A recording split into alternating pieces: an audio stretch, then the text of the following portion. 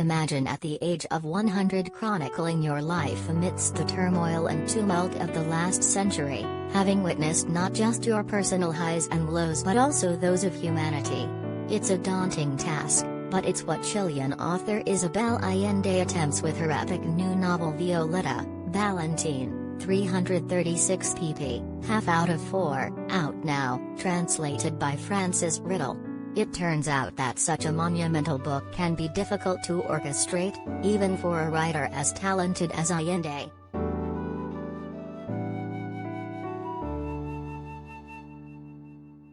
Violeta opens with a letter from the titular character, Violeta del Valle, to her grandson Camilo. In it, she asks for him to discard the letters she has sent him over the years and to read her one true and unedited life story she has written for him.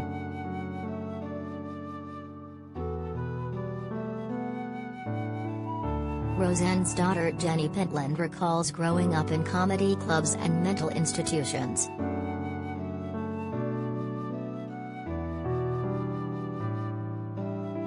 Violeta's story is divided into 4 parts and begins on a stormy night in 1920 in an unnamed nation in South America.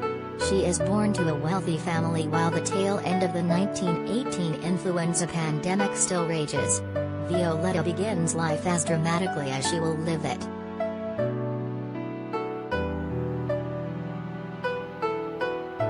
Violeta is the first daughter after 5 sons born to a father full of bravado and a mother distant and sickly.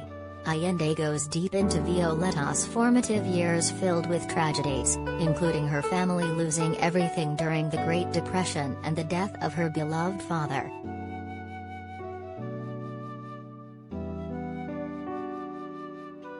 There is depth to Violeta and her early years. The reader is invested, ready and willing to jump with Violeta into her unknown future.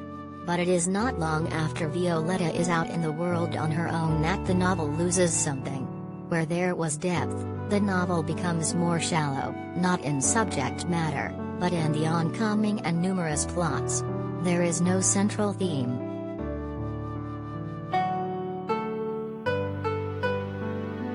Notes on an Execution is a different kind of serial killer story, and a brilliant one.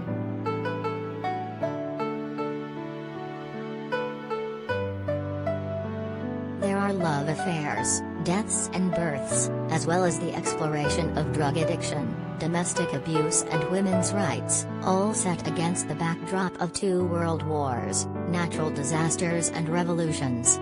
But like a snowball rolling down a hill, the stories pile on all too quickly, making the reader feel like there is something missing.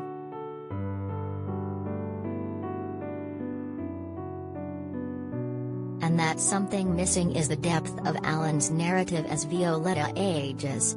What starts out as an epic journey with diverse and fully formed characters slowly turns into a checklist. As the number of plot lines increases, the more the narrative gets the short shrift, until each new storyline is boiled down to its essence and message.